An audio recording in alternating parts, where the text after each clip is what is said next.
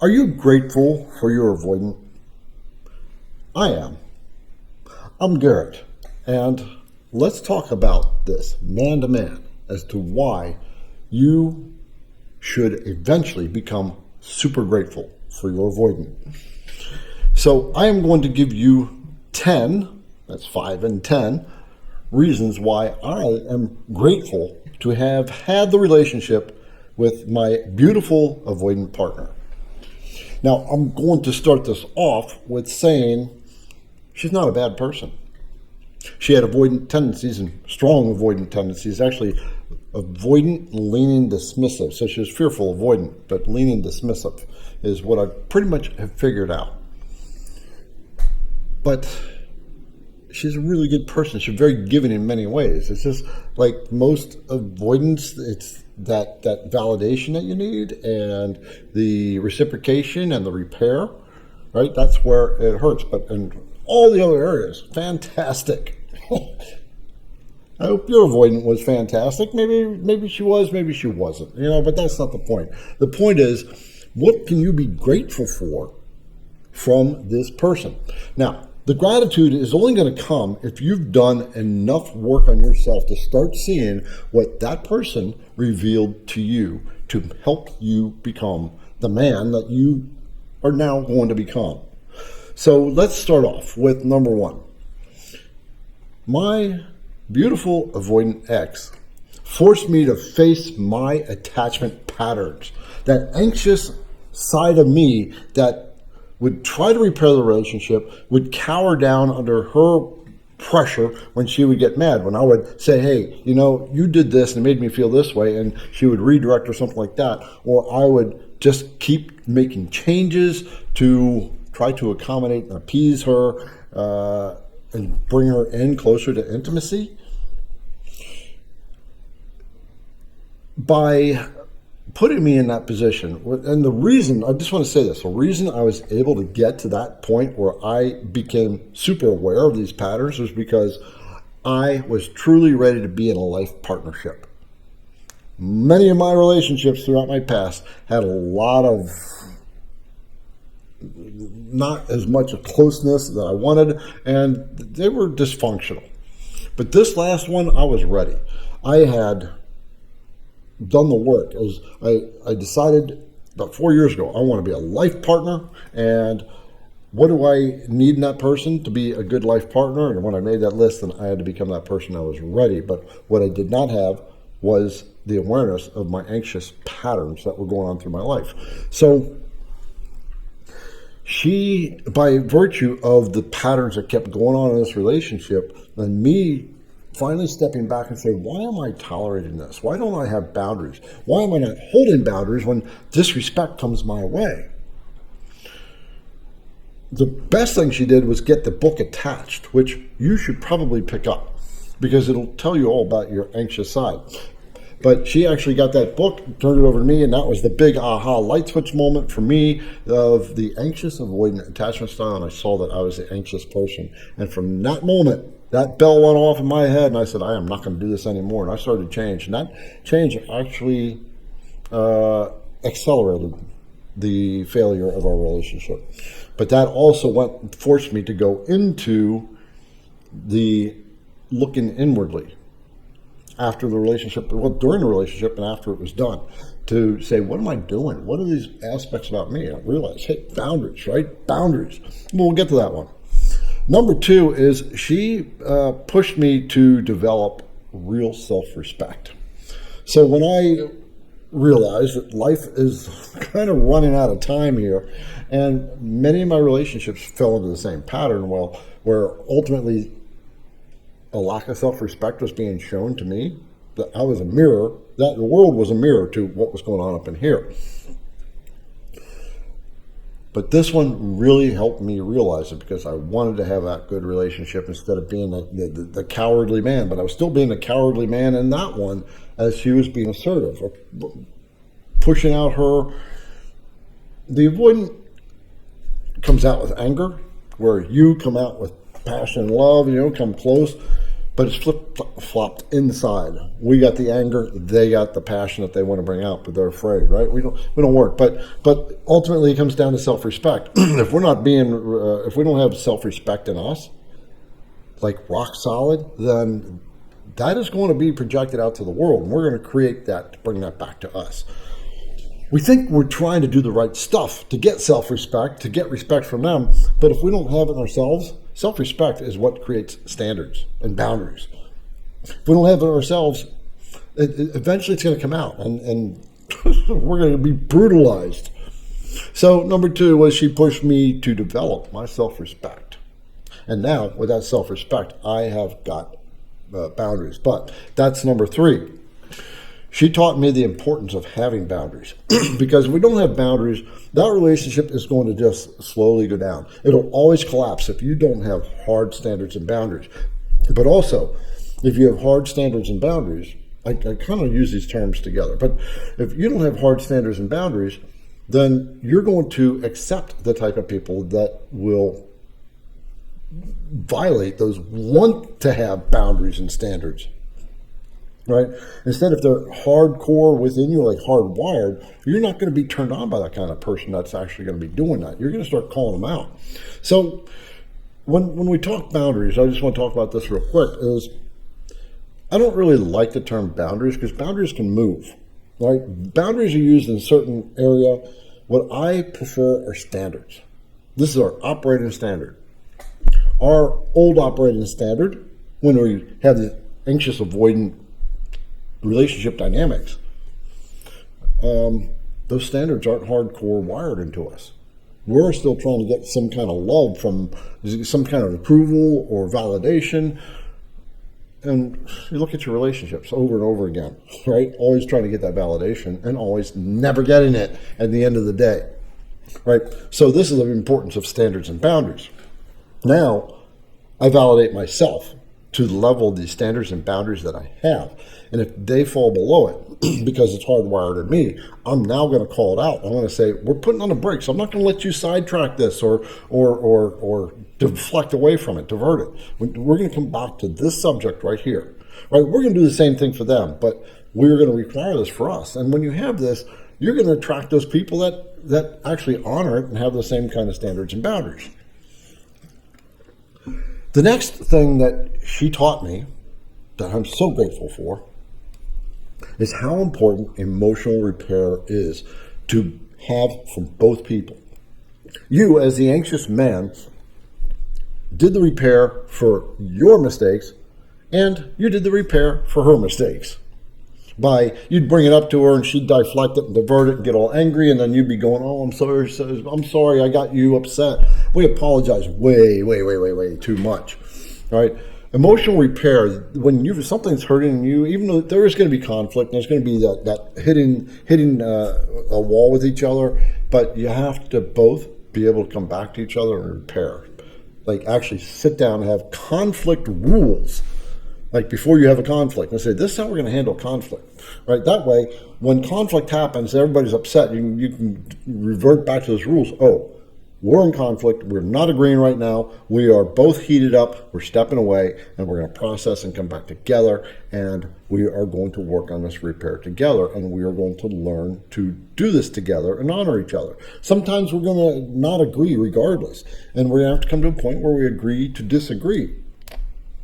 In these relationship arguments that we have, in the anxious-avoidant relationships, we're endlessly fighting to get someone to see our side. Constantly need them to agree. There's sometimes where we just don't agree. And in some cases with mine, we actually had understandings that we didn't agree on a few things, and we were okay with it. That was based on my standards. Like, I am apolitical. I pay no attention to politics, none whatsoever, right? And she has her opinion to one side, and I don't deal in it. I don't fester my energy into stuff that I view as negative and energy draining. So we were fine with that. Once in a while, I might talk about it a little bit, but I never let it get to me. So number 4, emotional repair. I require emotional repair now from the other person. I do it. I expect them to do it now. Number 5 is she forced me to listen to my intuition. So you, my anxious man friend, your intuition has talked to you a long time ago when you first started to see those red flags popping up that were like way out in left field. Something it came broadside to you, right? Or just the intuition that you're not getting this right feeling of something in this relationship. A good one is, for me, I knew I wanted a life partner. And so a life partner really is we're both working in the same direction. We both want a relationship. Not that it's actually going to work between us, but we both want a life partner, which is a long-term relationship. I didn't need marriage. I didn't necessarily need to live together. It would have been nice, but I wasn't quite she wasn't ready to do that, and I wasn't ready to do that. There was a point that I did actually put some pressure on her when I bought my house, and I wanted it, but I acknowledge that I went into a pendulum swing when I got the house. That, oh, I got the nest. I want the woman here, right? But what that revealed to me was the intuition was because when we were talking about that, she said a few things like, I have too much furniture to put in here, right? Which is not really the excuse. That's the excuse for saying, I don't want to do this right now. This is not in my wheelhouse now. Maybe never. But we can go a lot deeper in intuition. Your body speaks to you when something is starting to feel not right. Another good one where my intuition was speaking really loud was when there was this Phantom X that showed up. I did a video on the Phantom X, and I will link it below in the description.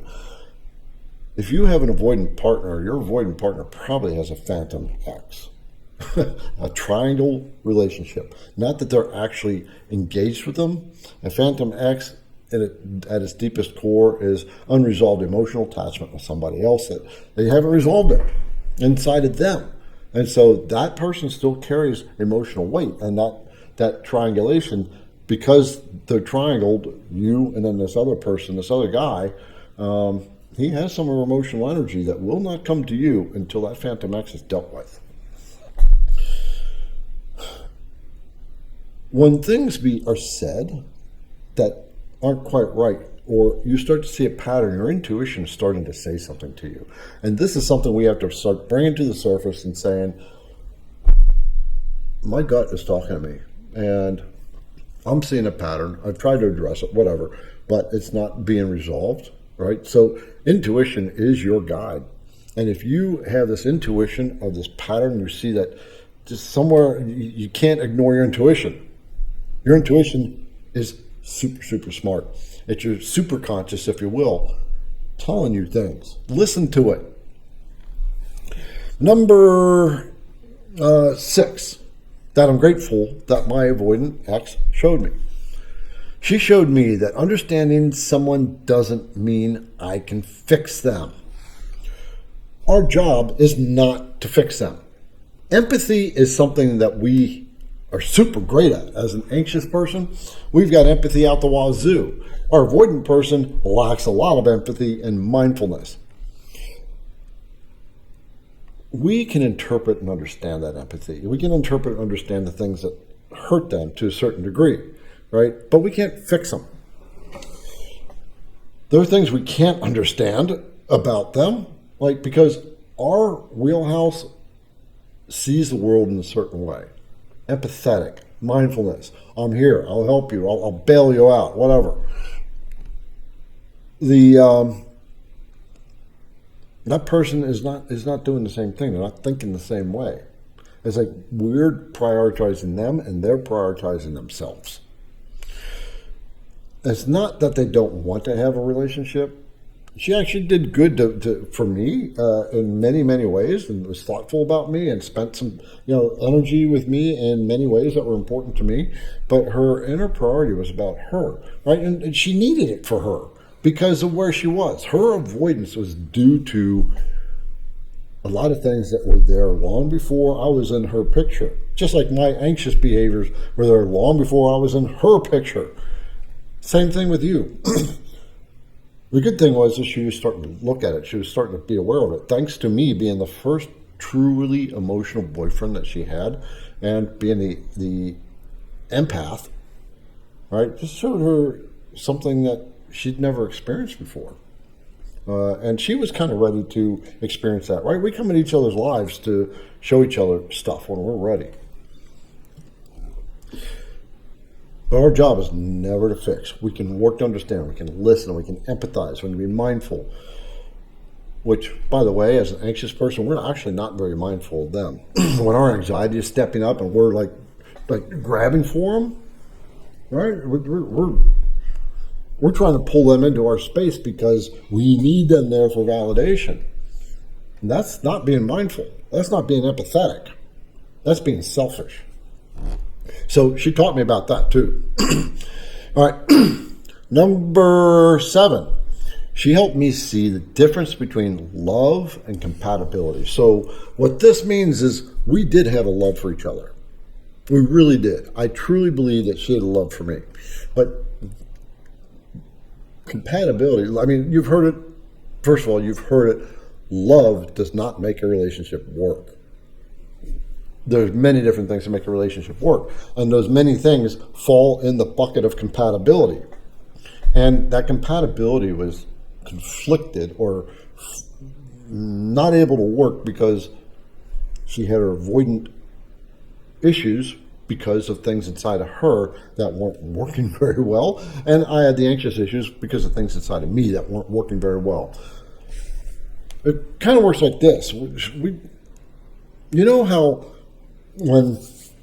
when you brought something up to her and she would deflect, or blame shift it back to you or something to that effect. That's because somewhere inside of her, she doesn't know how to manage that to bring it back out to say, okay, here's my part in it, or we'll have that discussion and we'll have it on an equal playing ground as best as we can. It's like their wiring doesn't work all the way through to be able to work that in a mindful, empathetic way. Right? And we're trying to get them to understand this stuff. It's not in their wheelhouse. They're not bad people. They're hurt people. And I mean, I was in that place of, they're toxic, whatever. We're just as toxic. If you really look at it, being an anxious person is just as toxic to them as they are to us. And if you can't start to see that, right? We just see us as the good guys and them as the bad guys. And that's egotistical. That's your ego getting in the way, brother. You have toxic behaviors, even though you're the anxious guy. That anxiety is toxic, right? In certain ways, you're not emotionally available. Here's part of your toxicity. You're going to bed at night. You can't sleep because you got all this stuff going on in your head about her, and then you wake up in the middle of the night buzzing about her, right? Terrible sleep. You wake up in the morning. First thing that hits you is all this stuff about her.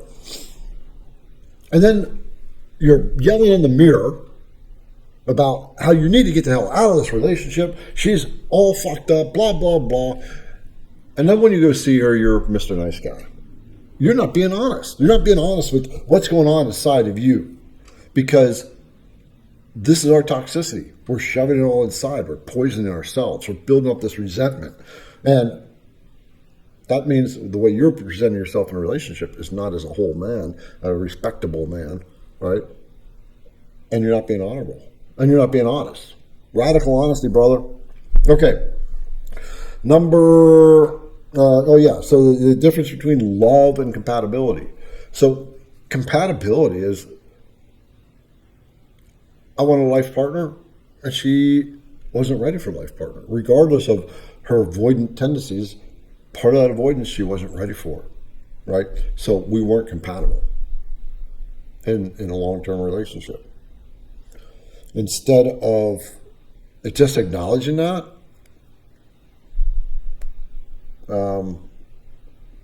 right? I just kept pushing for it. Okay, so number 8, she pushed me to grow emotionally, bring up my EQ, my emotional quotient, right? Emotional intelligence to a much higher level. And basically, as empaths, as the anxious person, my nose has been itching. We dig and dig and dig and ruminate, try to figure out this person, their behavior. We're swinging back and forth between being pissed off at them and then longing for them. And deep inside, we really want them back, right? We want them back for validation. If they come back, they're going to validate us as being nice people, nice guys. But through that wanting them back, we really are giving our worth away to them. They have the worth. That's why we want them back, so we can have our worth back. But damn, when they come back, they just strip the worth away again. So it's this sick cycle that we go into. So it's important to try to learn about the anxious-avoidant dynamic and what the emotional aspect of the emotional game playing that goes on, and to understand what your reactions to them, their reactions to you, your reactions to them. You get in this loop, and that loop goes faster and faster and faster. The emotional aspect of that is you both are trying to get to the same place from opposite ends and doing opposite things, and you're not built that way, right? So the relationship forced me to examine my emotional reactions. For example, we were meeting at the community pool, and I got there first, and she was going to bring her lounge chairs because her sister was coming too. And I got there first, and I texted her and said, "This is where I'm at." I went and jumped in the pool, and I'm swimming around the pool, but I'm watching for her.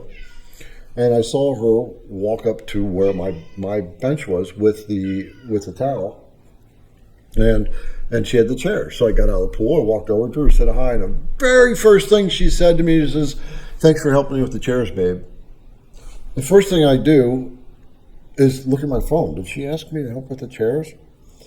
Her thought was, she messaged me, said she was there, but her thought was automatically, well, he should come out and help me with the chairs. Right? And come on, kitty. Come on. So I had to look at my reactions, and I reacted to it. My inner reaction was, here is sarcasm again. And I can say, my gut was, I'm not going to accept you to talk to me this way. And I've had it so much that I'm ready to get up and leave, and I wanted to leave. But my emotional reaction was to get into the argument, right? And so that was the same old thing, right? She got the emotional reaction from me. I got the emotional reaction going. And so we had all this energy going in a negative way. Instead of starting to pull my boundaries and say, I'm not going to let you talk to me in a sarcastic way. I am now leaving the building until because I'm not going to tolerate it anymore, right? That's how I deal with this now. I actually learned this really well. And after we parted ways, after about a month, I got on Facebook dating, and I didn't really want to. There's something inside of me that didn't really want to do it, but I wanted to anyway. I guess that's like needing somebody, but no one was going to be able to solve the problem that I was feeling. So I did go on Facebook dating. I was seeing who I was attracting.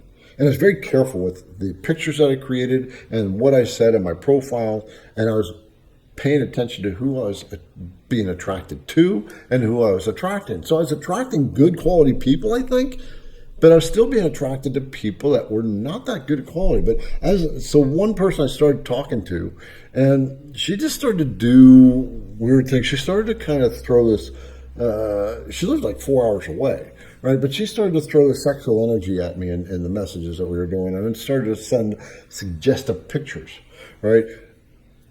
And at first it's like, oh, this is kind of cool, I can play with this. I didn't want to meet her. I wasn't ready to have anything like that with anybody. But I was paying attention to what she was telling me and sending me, and I could start to see her hyper anxiety. What we do, the anxiousness.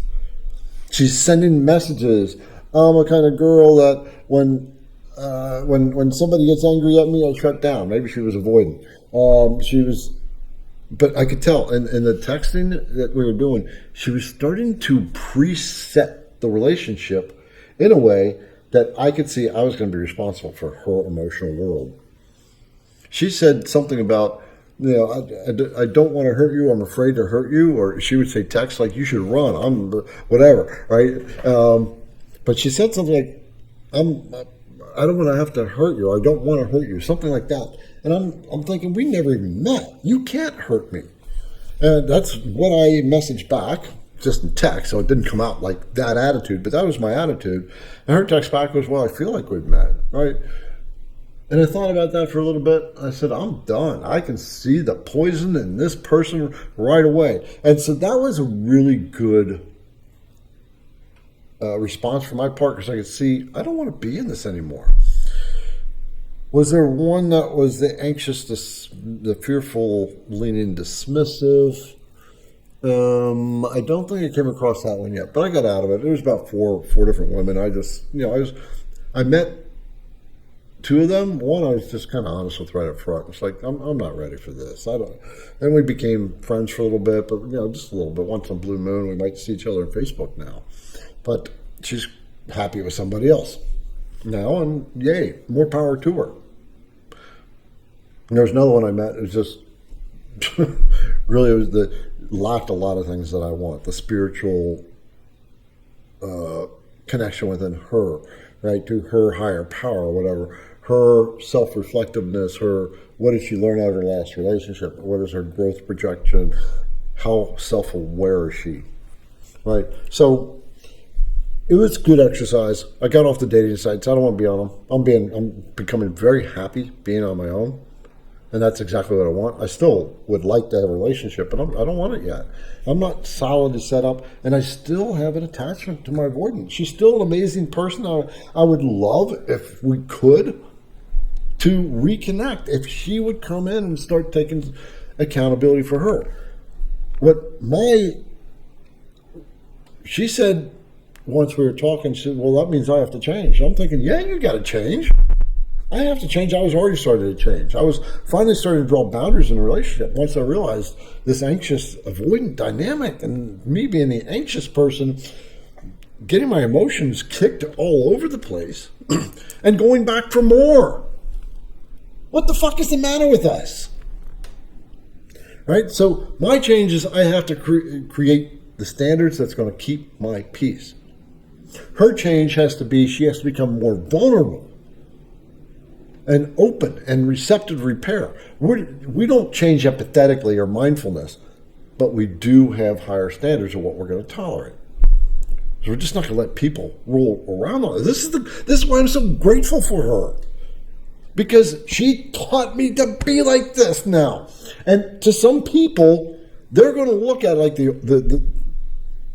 the people in the avoidance, the anxious, when they're starting to see me, they're going to be turned off because I've got these standards that you can't cross now. I'll give you one chance, but I'll tell you, especially if it's an important boundary. Anyway, kind of getting sidetracked here. So she pushed me to grow emotionally. And emotional intelligence is you learning to read the room and knowing how that energy is going to affect you and what you need to do and acting on it. That's emotional intelligence, and that's standards. Thank God to my avoidant for teaching me that. All right, number 9, she helped me understand the importance of mutual effort. It's a two-way street, brother, and you know this one. The lack of effort on that side for certain things.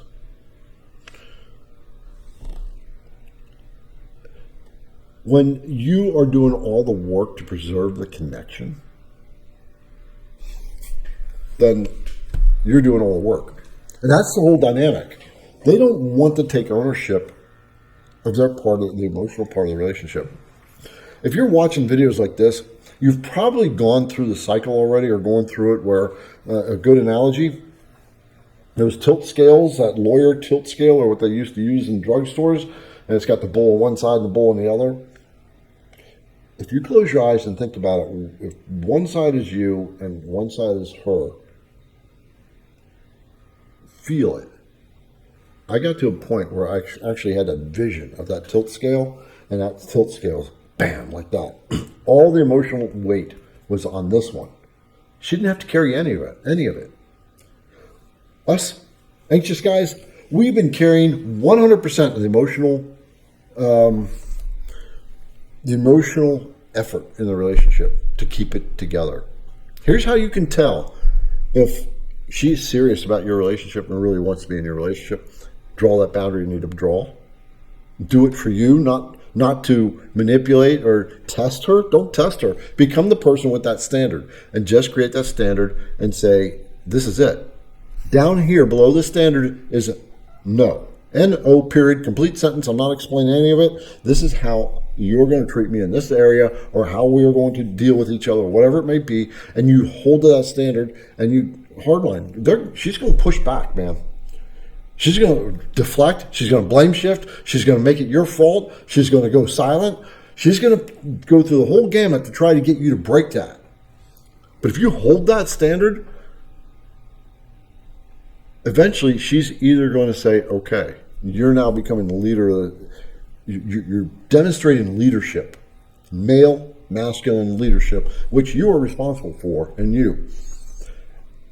And they'll either say okay, or they can't handle it. It's going to break down the relationship. The thing you're afraid of, if you're still in the relationship, it's going to end the relationship. That's what happened with me. I pulled a hard line boundary standard. I said, I am not going to do what you're asking. You've done so many boundary setting on me and crunched me down in this little box. And you want to put this other standard on me that is core important to me in a relationship and having a loving relationship that works together. She touches my love language, and because of some trauma that she had in her past, the counselor said, have him ask if he could touch you anywhere, body sovereignty. And like just the love touch, right? And I was already so compressed. It's like that just deflated the rest of my balloon, what little left air I had left in it.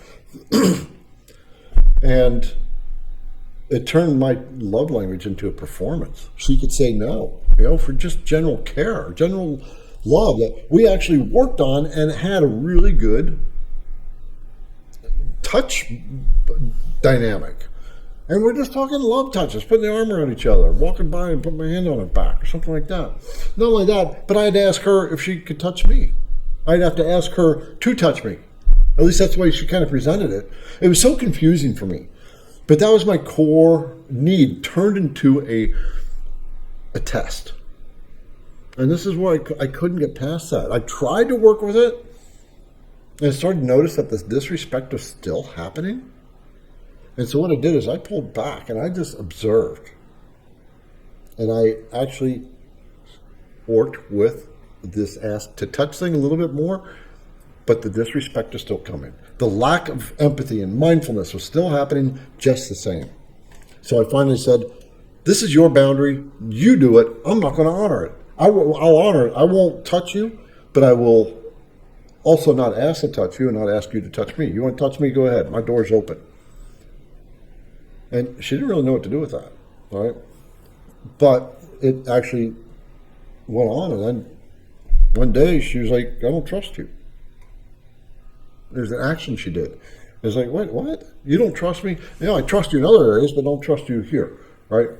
Then she blamed me for what she thought I was going to do, which I wasn't going to do. When trust is gone, I said, this can't just survive. 2 days later, I said, I'm got with the counselor, the couples counselor. I said, I'm taking a break. I'm stepping away from this thing, right? And then, we all got our stories, right? I will not sacrifice my core love language anymore. I'm a toucher, and I want to be touched. All right. So number 9 is she helped me understand the importance of mutual effort. That touch thing was a one-sided thing, and there was no requirement on her side for anything. It was not a collaborative deal. Number 10, she helped me become a stronger man altogether, right? the pain and the reflection I had to go through, the lessons from the relationship, being really aware and studying these different things and watching lots of videos, and really kind of, as I watch these videos, and I just kind of look inside and I'm saying, does this really make sense? Sometimes they did, sometimes they didn't, sometimes they're really super shallow, sometimes rarely they weren't really deep. I want to tell you about one video I saw, though. I got to throw this in because it just pissed me off. So there's a couple out there that she was the anxious, he was the avoidant. They had their dynamic. They ended up getting married, and now they coach people, right? And so he was coaching an anxious person. They agreed to do this Zoom call and posted on their YouTube channel. And so he's coaching this anxious girl where she's trying to figure out how to work with her avoidant boyfriend. And he's saying, he's the avoidant one, right? He's the one that had the avoidant experience.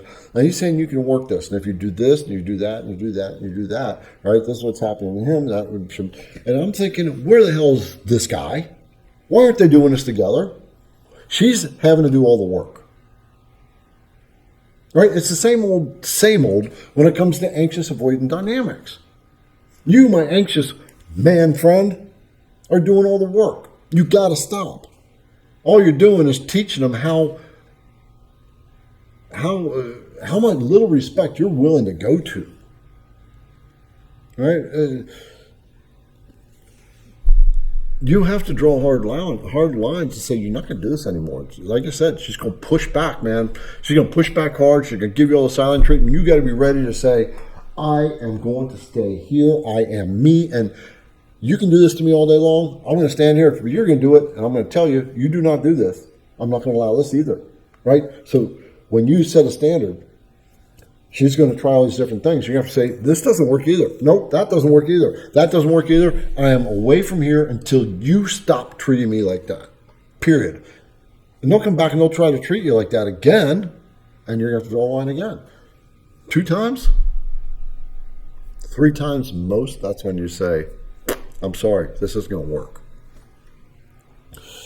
I'm so grateful to my avoidant ex that she held a mirror up to me, to the parts of me that I didn't know how to deal with, that weren't inside of me, that she had, right? She placed all kinds of boundaries on me. Yours places all kinds of boundaries on you, or they just pull away and don't give you access. Now it's a no deal. It's no go. I would love to talk to mine. This sounds very hypocritical. I would love to talk to mine. And I would love for us to be able to work it back together. But it would take time. She would know up front, I need consistency.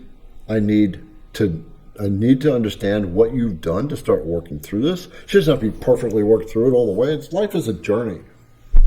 But I need to know she's on the right path. And there would have to be patience. I would have to see this over time, consistently.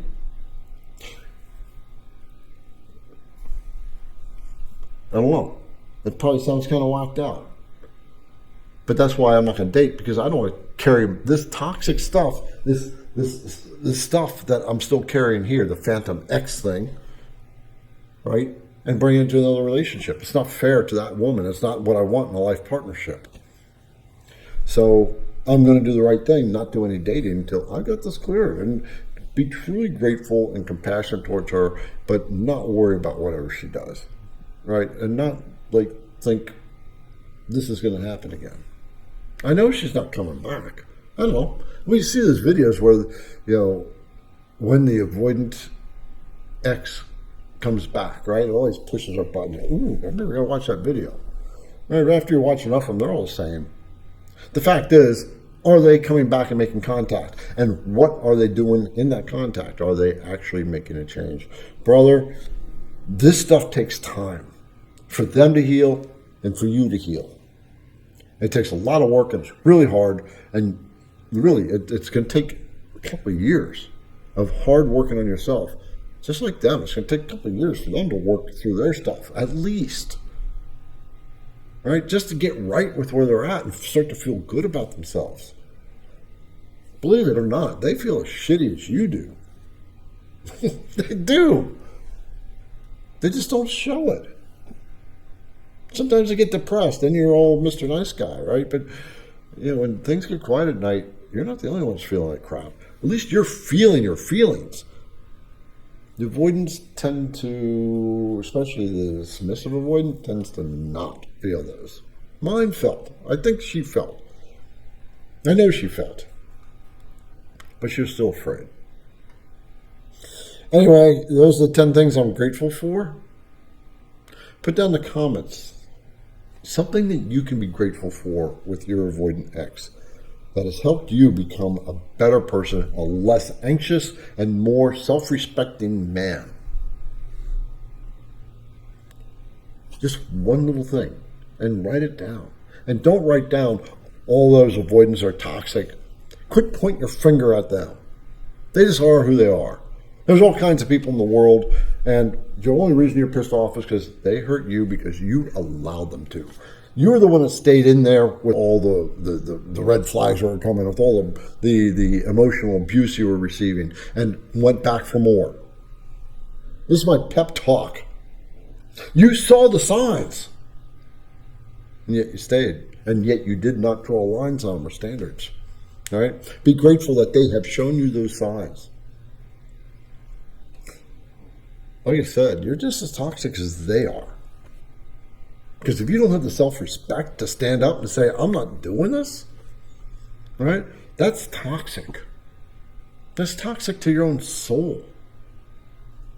And we just get with them and we let them poison it more. Wow. All right, my friend, man to man.